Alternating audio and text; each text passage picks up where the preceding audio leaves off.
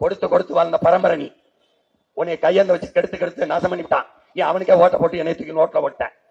15 வருஷமா கத்துறேன், உன் காதுல வந்து விழ மாட்டேங்குது.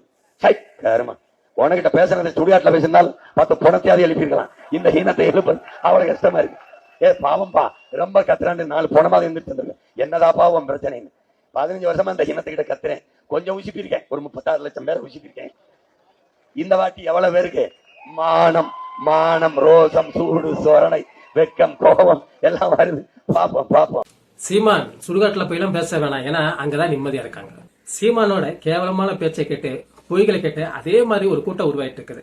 அங்க செத்து போனவங்களை நம்ம தொல்லப்படுத்த வேண்டாம். ஏன் இந்த சீமான கேவலமான ஒரு மனுஷனா பார்க்கறதுக்கு நிறைய காரணங்கள் இருக்கு. ஆனா இப்ப இந்த வீடியோல சொன்னது என்னன்னா, சூடு சொரணை இருக்கிறவங்களா இருந்தா சீமானுக்கு ஓட்டு போடுவாங்க. சீமானை தவிர்த்து வேற யாருக்காவது ஓட்டு போட்டோன்னா சூடு சொரணை இல்லையா? உங்களுக்கு ஓட்டு போட்டாதான் சூடு சொரணை இருக்குன்னு சொல்லிட்டு நாங்க நிரூபிக்கணுமா? எவ்வளவு கேவலமான தாட்டுறா உங்களுக்கு எல்லாம். இந்த மாதிரி 16 வருஷமா கேவலமாவும் பொய்களையும் பேசினால்தான் சீமானால ஒரு எம்எல்ஏ கூட ஆக முடியல. ஏன் ஒரு கவுன்சிலர் கூட ஆக முடியல. எனக்கு மட்டும் தான் தமிழ் பற்று இருக்கு, மிச்சம் யாருக்கும் தமிழ் பற்று இல்ல. நான் மட்டும் தான் தலைவன், மிச்சம் யாருமே தலைவன் இல்லைன்னு சொல்றவன எப்படி தலைவனை ஏத்துக்க முடியும்? தலைவன் சொல்றது ஒரு ஐடியாலஜி. சீமான்ட்ட எங்க இருக்குது? எந்த மேடை கிடைச்சாலும் பொய்களை மட்டும் சொல்லிட்டு இருக்க சீமானுக்கு மக்கள் எப்படி ஓட்டு போடுவாங்க? 16 வருஷமா ஒருத்தனால ஜெயிக்கணும்னா அவனோட ஐடியாலஜி எப்படி இருக்கணும்?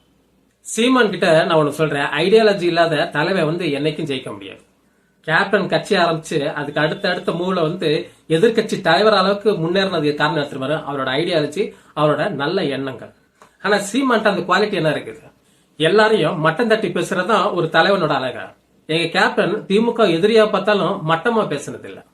ஆனா சீமான் கேப்டனை மட்டமா தட்டி பேசுறது மட்டும் இல்ல, அவன் கூட இருக்கிற இந்த ஆம குஞ்சுக இருக்காங்களே அவங்க வரைக்கும் கேப்டனை மட்டமா பேசிருக்காங்க. அடுத்தவனை தரம் தாழ்த்தி பேசுற கூட்டத்துக்கு என் மக்கள் எப்படி ஓட்டு போடுவாங்க?